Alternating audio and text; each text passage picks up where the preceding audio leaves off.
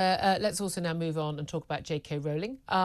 She apparently will not be prosecuted for making the statement that trans women are not women, they are men on social media, even though the new hate crime law in Scotland came into force on Monday, on the day she tweeted, April Fool's Day, rather ironically, which effectively says if someone is offended by such a statement and trans people are that's a protected characteristic, then they could be prosecuted, either prosecuted and facing up to, 7 years behind bars. It's really quite extraordinary. Or they could end up with a non-crime hate incident record on their name.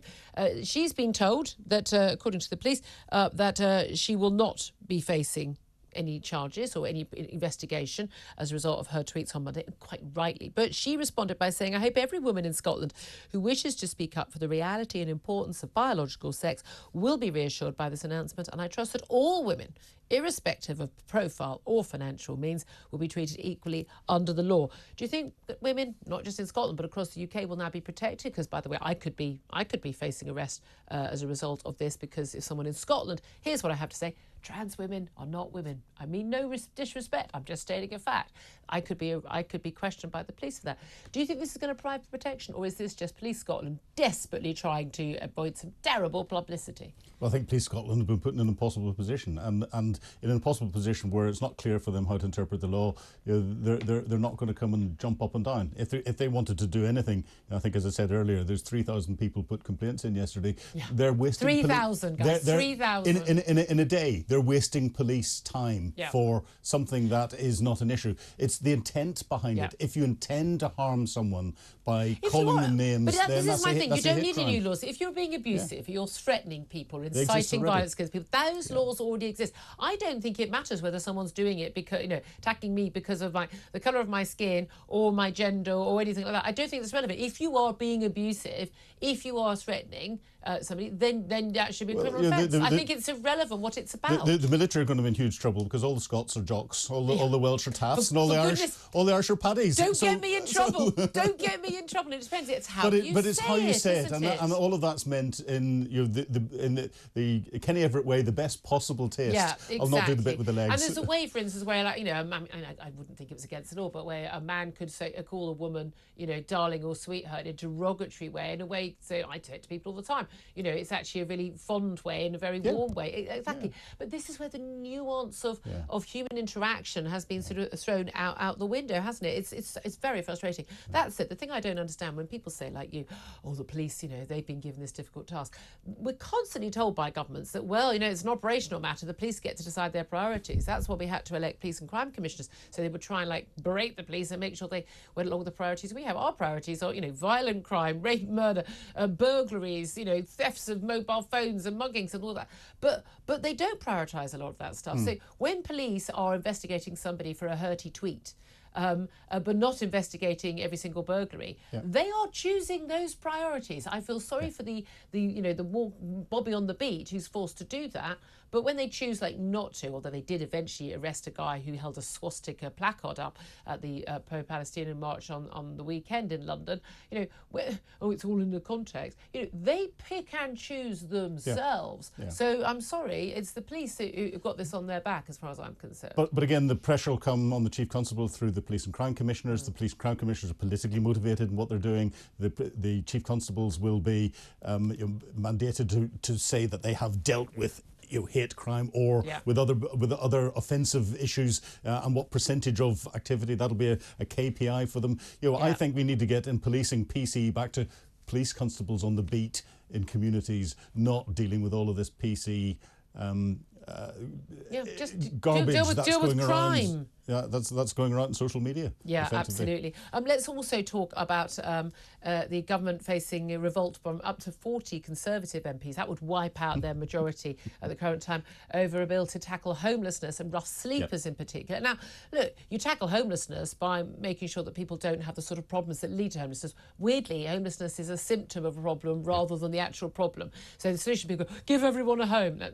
That doesn't actually resolve the issue. But the particular outcry has been over the sort of things that people could be arrested for and removed for and sent to prison for. A £2,500 fine. Not sure many homeless people have got that sort of spare change. I don't think many working people in a home have got that sort of money to pay. But also for extreme sort of smelliness, basically, if there is an extreme odour, they can be moved on. Now, I don't want to be, standing at a cash point with somebody who is lying on the floor next to me, smelling of God knows what, and it's intimidating. Even if they're just sitting there politely, it would be intimidating. These are reasonable concerns that law-abiding people have. I don't want people sleeping rough on the streets. I don't want people begging. Begging is illegal for a reason. And there's no reason for anyone to beg in this country at all. But is a law like this, is that the solution?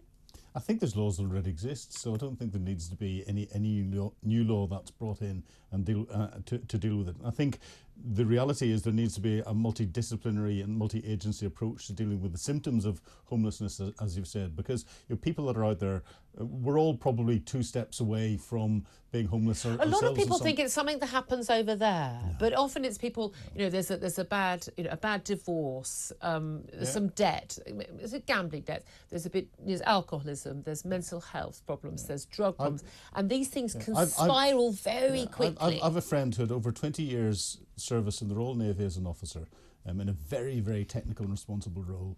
He got involved in things on operations and had a mental health breakdown. His marriage broke down because of that, and he was discharged from the Navy to live nowhere. He was homeless for over a year. And it was only after he came out of hospital, because he was in accident emergency and then admitted to hospital over Christmas and New Year a couple of years ago, that the local authorities sat up with military charities and suddenly found him somewhere to live, and he started to rebuild his life again. That's someone who has contributed so much to this nation, and we've let that happen. And we know an awful lot of veterans such as I find coming out into city streets is incredibly difficult, and again marriage breakdowns and also post-traumatic distress from some of the things that people have they fought for us and seen horrible things. Let me also talk about sort of, I suppose, a very, very different end of the age scale as well. Childcare for 2-year-olds. This is being rolled out by the government, much to much fanfare, although again they've had to keep reassuring everybody that they might actually have enough nursery places. If you see a child that was 2 on the 1st of April will be entitled from September to just 15 hours. Now that's just basically 2 days of childcare once you've got to work and back. Lots of parents would need a lot more than that. It's not free. It's free to you at the time. You're going to pay for it with your taxes, guys. It's subsidised. But we're told by the childcare workers, the nursery, they simply don't have enough places for these children. They're going to extend it to 9 months old plus, and they're looking at needing another 40,000 staff by the end of next year. But they're going to have to start hiring now.